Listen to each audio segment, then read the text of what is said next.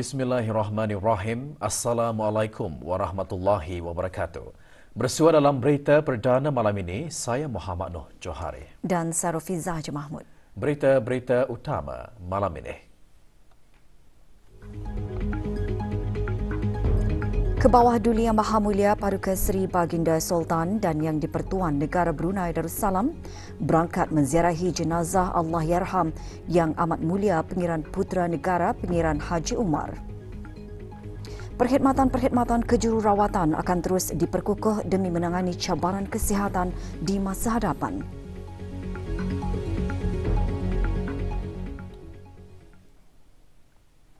Kebawah Duli Yang Maha Mulia Paduka Seri Baginda Sultan Haji Hassanal Bolkiah Muizzuddin Wad Daulah Ibni Almarhum Sultan Haji Omar Ali Saifuddin Sadul Khairuddin Sultan dan Yang di-Pertuan Negara Brunei Darussalam berangkat menziarahi jenazah Allahyarham Yang Amat Mulia Pengiran Putera Negara Pengiran Haji Umar bin Pengiran Datuk Penghulu Pengiran Haji Apong di Kampung Salam Bigar petang tadi. Allahyarham kembali ke rahmatullah di Hospital Raja Isteri Pengiran Anak Saleha pada pukul 8.45 pagi ketika berusia 83 tahun. Juga berangkat Duli Yang Teramat Mulia Paduka Seri Pengiran Muda Mahkota Pengiran Muda Haji Al-Muhtar Billah Menteri Kanan di Jabatan Perdana Menteri.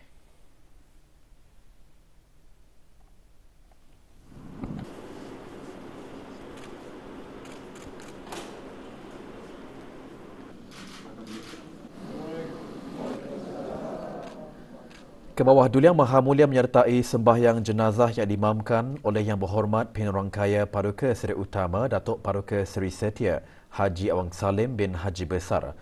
Allahyarham pernah menjawat beberapa jawatan dalam pasukan polis di Raja Brunei, antaranya Timbalan Pesuruhjaya Polis dan Pesuruhjaya Polis. Allahyarham diangkat menjadi Ceteria 8 dengan membawa gelaran Yang Amat Mulia Pengiran Putera Negara pada 10 Ogos 1972. Allahyarham juga dikurniakan dengan beberapa bintang kebesaran dan pingat kehormatan. Jenazah Allahyarham dikebumikan di tanah perkuburan Islam Kianggeh.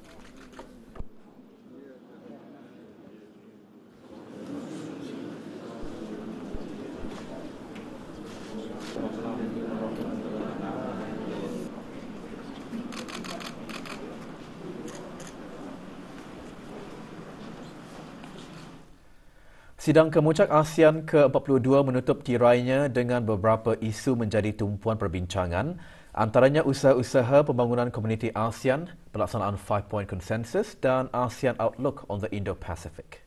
Keberangkatan Kebawah Duli Yang Maha Mulia Paduka Seri Baginda Sultan dan Yang di-Pertuan Negara Brunei Darussalam menghadiri mesyuarat tersebut mencerminkan komitmen padu negara Brunei Darussalam ke arah mencapai hasrat ASEAN untuk kekal relevan sebagai wadah untuk berdialog secara membina. Sorotan Sidang Kemuncak ASEAN ke-42 mengimbas kembali detik-detik bersejarah sepanjang mesyuarat tersebut berlangsung.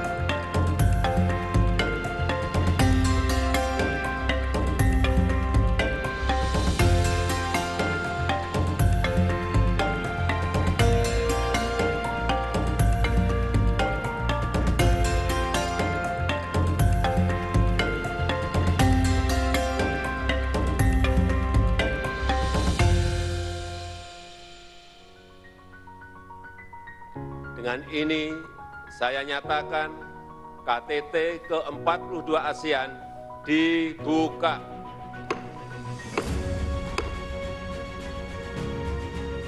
We should therefore prioritize matters that will play a vital role in the future of the region, and the key to this, I believe, lies with our youth. We must provide more opportunities and intensify interaction between our youth so that they are able to contribute to our community building efforts successfully. We must therefore continue providing opportunities for our youth to harness their potential and contribute towards achieving these goals, as well as in realizing the ASEAN Community Vision 2025. Thank you.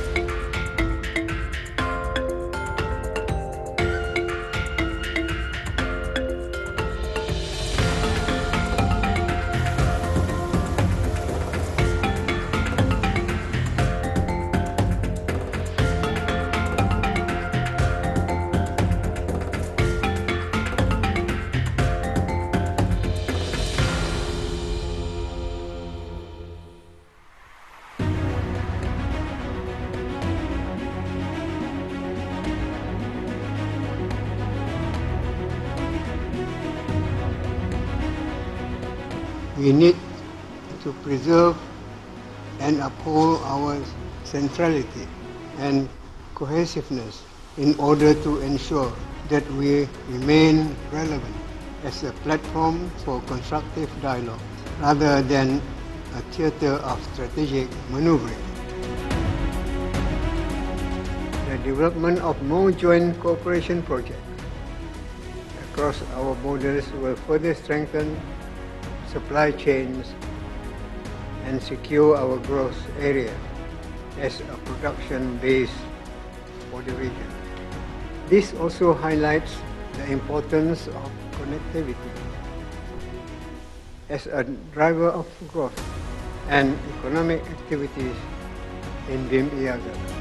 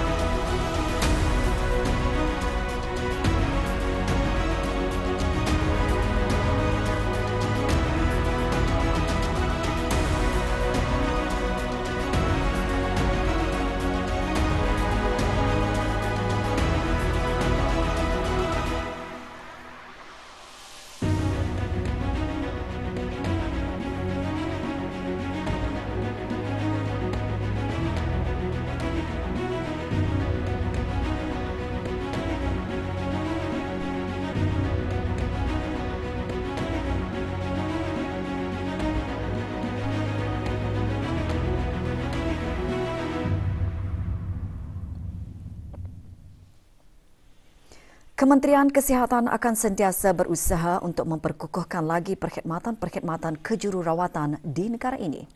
Kementerian Kesihatan juga mempunyai perancangan ke arah penyediaan jururawat dan bidan pakar di masa akan datang demi menangani cabaran kesihatan dan perawatan di masa hadapan.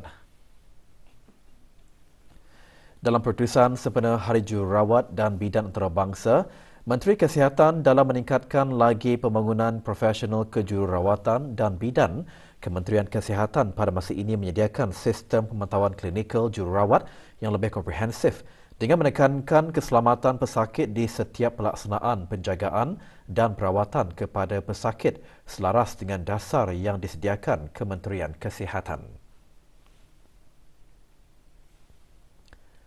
Menurut Yang Berhormat Datuk Seri Setia Dr. Awang Haji Muhammad Isham bin Haji Jaafar, jururawat dan bidan juga perlu sentiasa mengemaskini mengikut trend teknologi perubatan terkini bagi mencapai harapan klien yang semakin meningkat.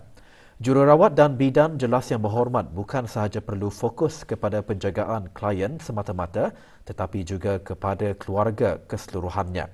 Di samping itu, kompeten dalam mengaplikasikan pengetahuan, kemahiran dan teknologi, jururawat dan bidan perlu prihatin kepada nilai-nilai sosial, naluri kemanusiaan dan etika kejururawatan perlulah dikekalkan pada setiap masa. Jururawat dan bidan juga diseru agar lebih aktif dalam penglibatan bagi meningkatkan kualiti perawatan dan keselamatan pesakit di negara ini. Para penduduk di negara ini sangat beruntung kerana dikurniakan dengan sumber air bersih yang mencukupi. Ikuti bahan beritanya selepas ini.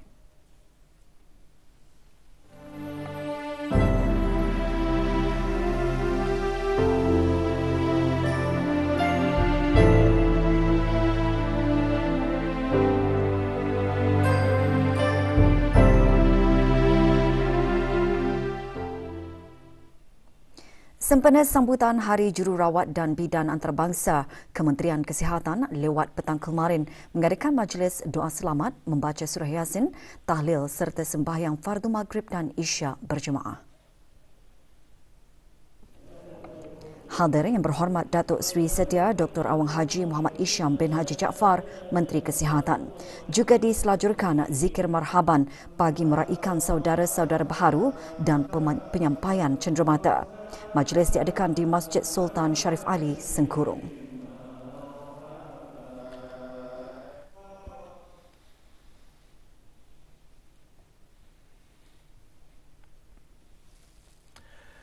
Mei merupakan tarikh yang diiktiraf sebagai Hari Jururawat Antarabangsa yang disambut setiap tahun bagi meraikan sumbangan dan jasa murni jururawat terhadap penjagaan dan kesihatan orang lain di seluruh dunia. Tema sambutan tahun ini Jururawat Kitani Masa Depan Kita menandakan kempen global meningkatkan kesedaran tentang cabaran profesion kejururawatan yang mulia serta kerja jururawat dalam meningkatkan kesihatan global untuk semua. Sempena Hari Jururawat Antarabangsa, berita perdana malam ini membawakan kecekalan dan pengorbanan dua jururawat yang berkhidmat di bahagian perkhidmatan onkologi Pantai Jerudong Specialist Centre PJSC dalam memberikan perkhidmatan terbaik kepada pesakit kanser. Laporannya bersama Siti Nurmaziah Jini. Dayang Nur Serina Yati binti Awang Haji Damit yang bertugas sebagai clinical charge nurse di bahagian perkhidmatan onkologi PJSC memilih kerjaya jururawat sejak 23 tahun yang lalu setelah terinspirasi melihat bagaimana jururawat menjaga ahli keluarganya dan pesakit di hospital. Melihat mereka dengan penuh dedikasi melayan pesakit dengan sabar, melihat bermacam-macam kerana pesakit tanpa mengira usia, bangsa, agama. Di sanalah timbul inspirasi saya untuk menjadi seorang jururawat. Berusia 46 tahun, ibu kepada dua cahaya mata ini berkata kerja jururawat lebih daripada sekadar membantu dan merawat orang sakit. Menurutnya, kesabaran adalah kunci utama yang perlu dimiliki oleh setiap jururawat. Hari ini kita untuk berkimu pusingan yang ke-5 lah. Saya mengharap akan lebih ramai lagi remaja atau belia yang akan menceburi bidang kejururawatan. Saya juga ingin menggalakkan semua jururawat untuk menghadiri seminar, CNE, conference di dalam atau di luar negeri untuk mempersiapkan diri sebagai frontliner dalam menangani masalah atau keadaan semasa yang semakin mencabar. Ini kami kena gantung anak kimo kita. Bagi Dayang Hajaku Zaimah binti Abdul Rahman yang berkhidmat sebagai senior staff nurse di PJAC pula, minat untuk menjadi jururawat timbul saat melihat jururawat yang merawat neneknya sepanjang berada di hospital. So masih lagi di tingkatan 6. So masa tu menolong menjaga beliau di hospital, bertahan di hospital KB. So masa tu kami melihatlah macam mana keadaan dan bagaimana juru-juru rawat yang bertugas yang memberikan perhatian dan keprihatinan kepada setiap pesakit. So masa tu pun terdetiklah adalah sudah sikit minat. Perasaan belas kasihan terhadap pesakit yang berada dalam jagaannya membuatkan Dayang Hajaku Zaimah terus komited dengan tugas dan sentiasa mengharapkan agar seberat mana sekalipun penyakit yang ditanggung, mereka akan pulih. Segalanya menjadi taruhan bukan sahaja masa tetapi juga kudrat untuk menjamin kesihatan dan kesejahteraan pesakit.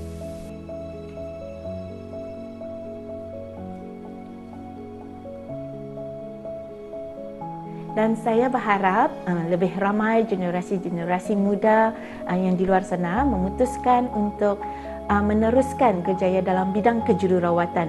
Pada masa yang sama, saya ingin jururawat di negara ini diiktiraf lebih banyak untuk perkhidmatan mereka dalam penjagaan pesakit. Kerana kitalah para jururawat tulang belakang sistem penjagaan kesihatan di negara ini. Jururawat kita, masa depan kita. Selamat Hari Kejururawatan dan Perbidanan Sedunia.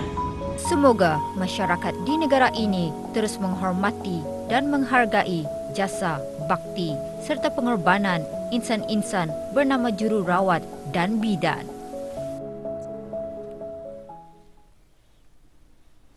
Bidang kejururawatan antar kerjaya mencabar namun ia perlu dilalui bagi memastikan amanah digalas dengan penuh bertanggungjawab.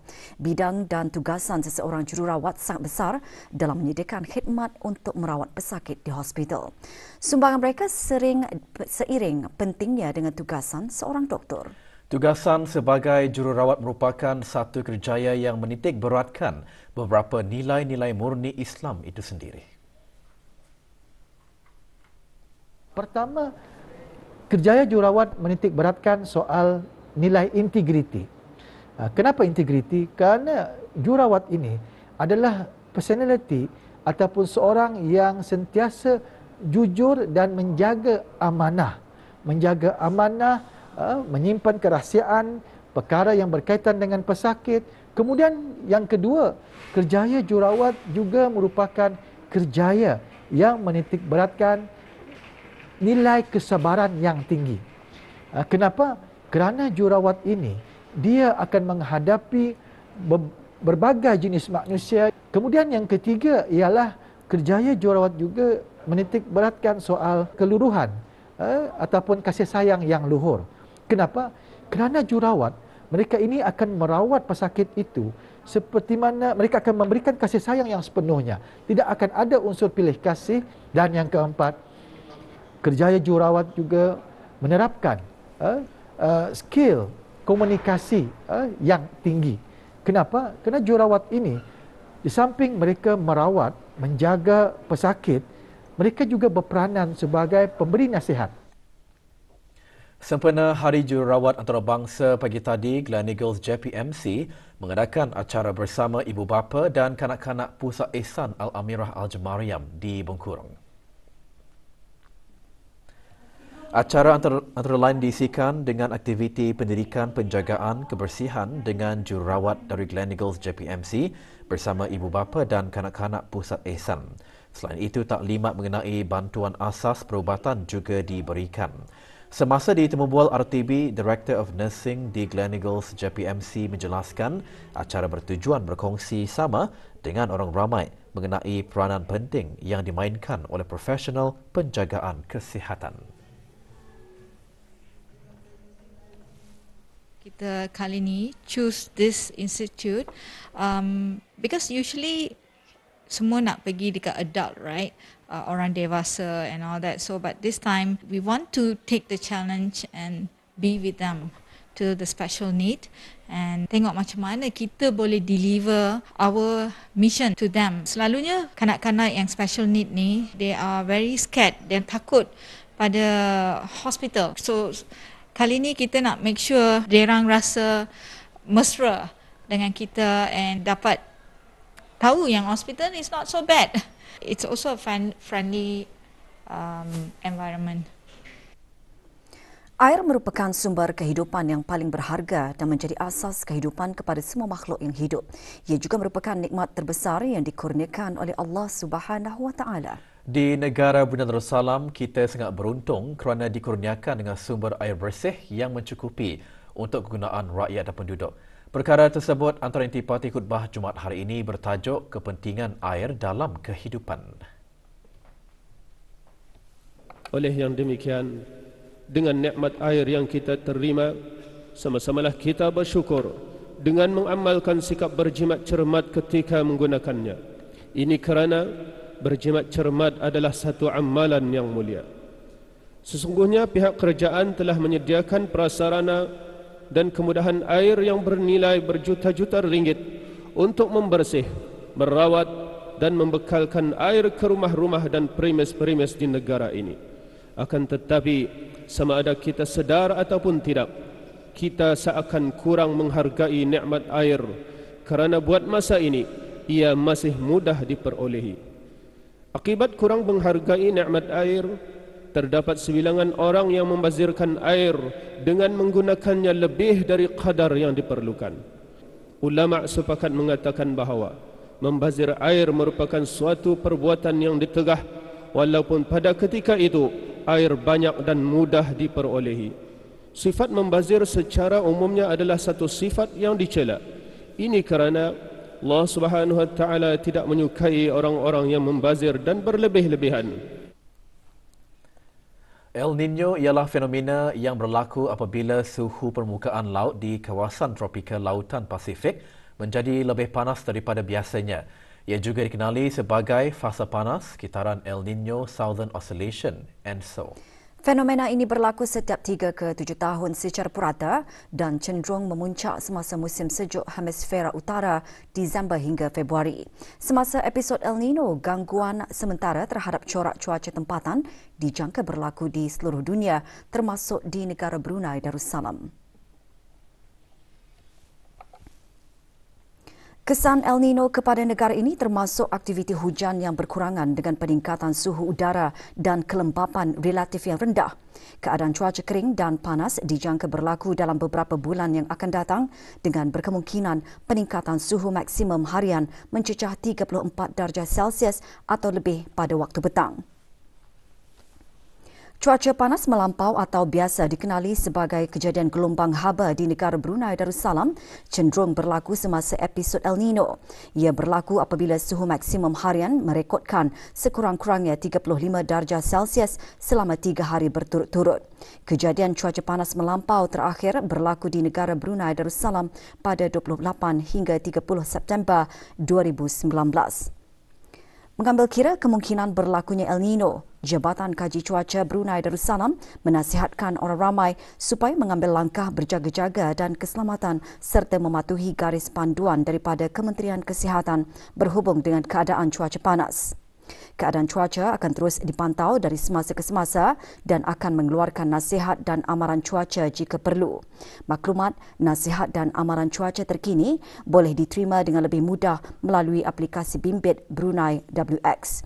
Selain itu, maklumat cuaca terkini juga boleh diperolehi dengan menghubungi talian cuaca 114 atau melalui laman sesawang www.met.gov.pn. Majlis Pengundian dan Pemilihan Calon Penghulu Mukim Berakas B berlangsung selama 2 hari sehingga Ahad ini. Pengundian dan pemilihan berlangsung pagi tadi di Dewan Kemasyarakatan 1, Rancangan Perumahan Negara Lambak Kanan. Calon Penghulu Mukim Berakas B Haji Syed Muhammad Yassin bin Haji Syed Anayatullah Shah, undian melalui aplikasi e-undi PMKK boleh dibuat mulai hari ini sehingga Ahad ini pukul 3 petang. Keputusan hasil undian akan diumumkan Ahad ini.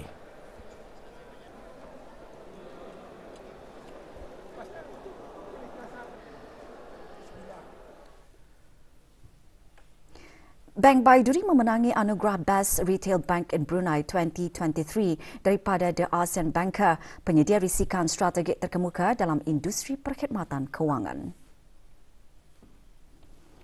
Anugerah berprestij itu yang merupakan kemenangan pertama Bank Baiduri tahun ini menekankan prestasi runcit bank yang cemerlang yang sebahagian besarnya disebabkan oleh pangkalan pedagangnya yang luas dan perkongsian pemasaran yang kukuh dengan peruncit terbesar di negara ini.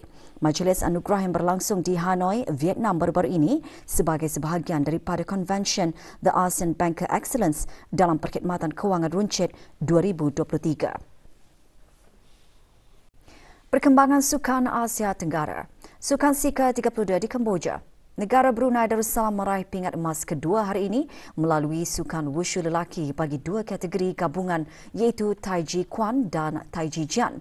Dulian Teramat Mulia Paduka Seri Pengiran Bendahara Seri Maharaja Permaiswara Pengiran Muda Haji Sufri Bolkiah Ibni Almarhum Sultan Haji Omar Ali Saifuddin Sadok Khairwaddin, Presiden Majlis Olimpik Kebangsaan Negara Brunei Darussalam berkenan berangkat menyempurnakan penyampaian pingat kepada atlet negara dalam acara tersebut.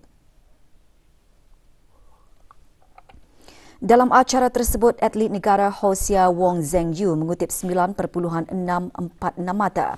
Sementara itu, atlet wushu wanita negara Basma Lakhtar merangkul pingat gangsa bagi dua kategori gabungan yang sama.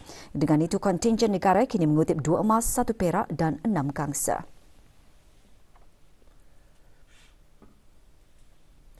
Kontingen negara yang terdiri daripada pasukan pencak silat, badminton dan renang pulang ke tanah air semalam selepas berada di Phnom Penh, Kemboja bagi Sukan Asia Tenggara Sukan SEA ke-32. Berada di lapangan terbang antarabangsa Brunei bagi menyambut ketibaan kontingen negara yang berhormat Datuk Seri Setia Awang Haji Nazmi bin Haji Muhammad, Menteri Kebudayaan Belia dan Sukan. Pasukan pencak silat wanita negara berjaya meraih pingat perak bagi acara seni regu berpasukan wanita, manakala pasukan pencak silat lelaki negara meraih pingat gangsa bagi acara seni regu berpasukan lelaki. Sementara itu, pasukan badminton negara meraih pingat gangsa bersama Laos dalam acara campuran.